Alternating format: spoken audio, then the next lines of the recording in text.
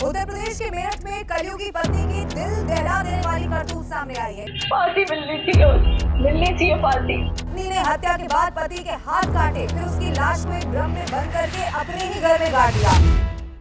News 18 के दर्शकों को मेरा नमस्कार। आपके साथ मैं हूं पूजा सचदेवा।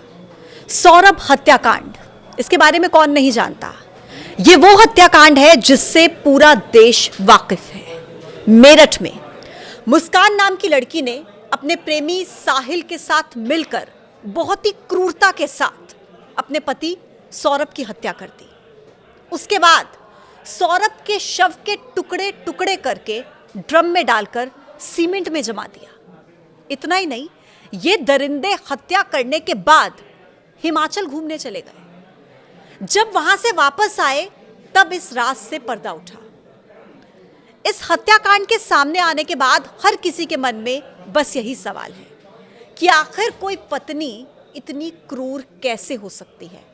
जिस देश में पत्नियां अपने पति की लंबी उम्र के लिए व्रत रखती हैं, मन्नतें मांगती हैं, उस देश में कोई पत्नी मुस्कान जैसी भी है जो पत्नी के नाम पर कलंक है। इस हत्याकांड के मामले में सौरभ राजपूत की पत्नी मुस्कान और साहिल शुक्ला जेल की काल कोठरी में बंद है।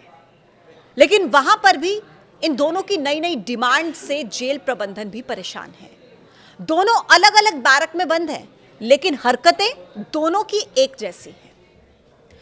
हर रोज इस मामले में नए नए खुलासे हो रहे हैं। बताया जा रहा है कि जब से मुस्कान और साहिल जेल में आए हैं, उनसे तब से कोई भी मिलने तक नहीं आया। यहां तक कि इन लोगों के घर वालों ने भी इनसे पल्ला झाड़ लिया। जेल में कई कई घंटे साहिल और मुस्कान की काउंसलिंग कराई जा रही है। साइकोलॉजिस्ट जेल के अंदर जाकर काउंसलिंग कर रहे हैं। नशा मुक्ति केंद्र में भी दोनों का दाखिला कराया गया है। जेल मैनुअल के हिसाब से नाश्ता और खाना दिया जा रहा है। मुस्कान के माता पिता से जब इसको लेकर बात की गई तो वो फफफ कर रोने लगे, रो पड़े। वो कहा कि अब वो पत्थर हो चुके हैं और सीने पर पत्थर रखकर बेटी के लिए सजाए मौत मांग रहे हैं। परफेक्ट थी वो लड़की, पर उसमें बदलाव हमने 2019 के बाद देखा, जब इस लड़के से वो दोबारा मिली। अच्छा। ये क्लास फेलो रह चुके हैं 8th क्लास में विवेकानंद में। उसके बाद 2016 में इस लड़के से शादी हो गई थी और 2019 में, क्योंकि ये मोहल्ला एक ही है ब्रह्मपुरी वाला और वो यहीं का है क्षेत्र का, तो इससे दोबारा मुलाकात हो गई इस लड़की की 2019 में। उसके बाद इसमें बदलाव हम देखते रहे और सौरभ को भी हमने कई बार वार्न करा कि ये लड़की तुम्हारे लायक नहीं है, इसे छोड़ दो। अच्छा, आपने खुद कहा जी कि जो है ये लड़की आपके लायक नहीं है।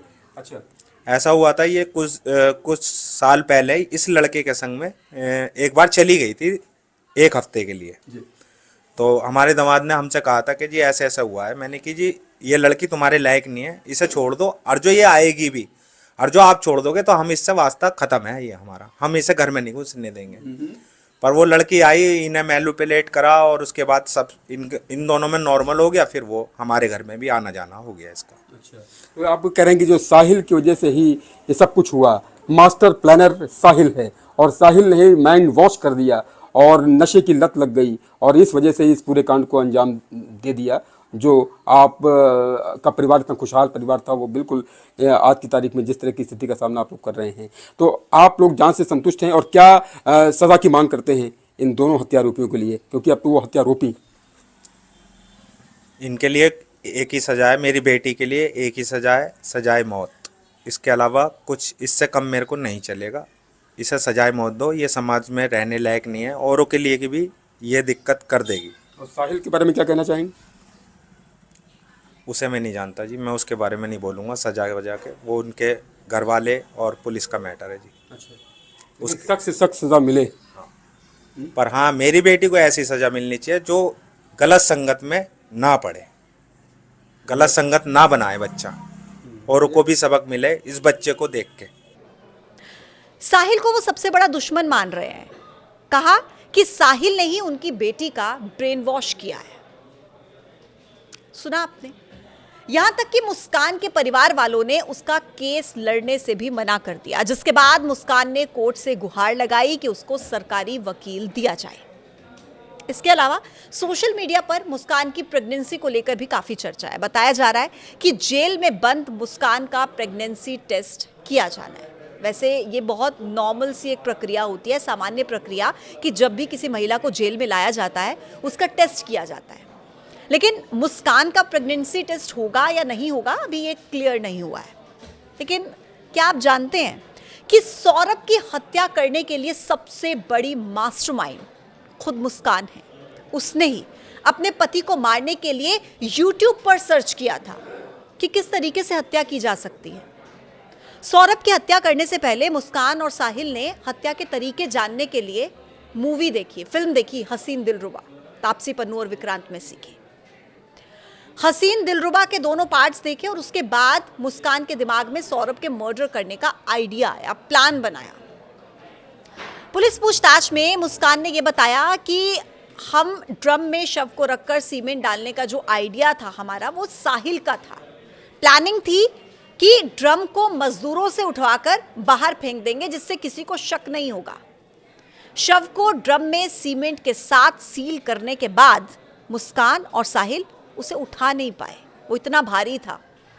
इसीलिए घर के अंदर ही ड्रम को छोड़कर शिमला घूमने चले गए और जब घूम फिरकर वहां से वापस लौटे तब मुस्कान ने मजदूरों को बुलाया, उनसे ड्रम उठवाने की कोशिश की, लेकिन मजदूर भी ड्रम नहीं उठा पाए। उसके बाद ड्रम के अंदर से बदबू बाहर आने लगी। फिर खुद को बचाने के लिए मुस्कान ने परिवार को गुमराह करने की कोशिश की और तो और पकड़े जाने के बाद भी झूठी कहानियां गढ़ती रही, एक के बाद एक कई झूठ बोले, अपने परिवार वालों को झांसे में रखा। यहां तक कि कहानी गढ़ते हुए उसने अपनी मां को सौतेली मां बता दिया कि मेरी मां सौतेली है। जो भी अब इस केस के बारे में जानता है, हर कोई मुस्कान और साहिल के लिए फांसी की मांग कर रहा है। यहां तक कि मुस्कान के परिवार वाले भी मुस्कान के लिए फांसी की ही मांग कर रहे हैं। आज के लिए इतना ही, कल फिर आपसे होगी मुलाकात। नमस्कार।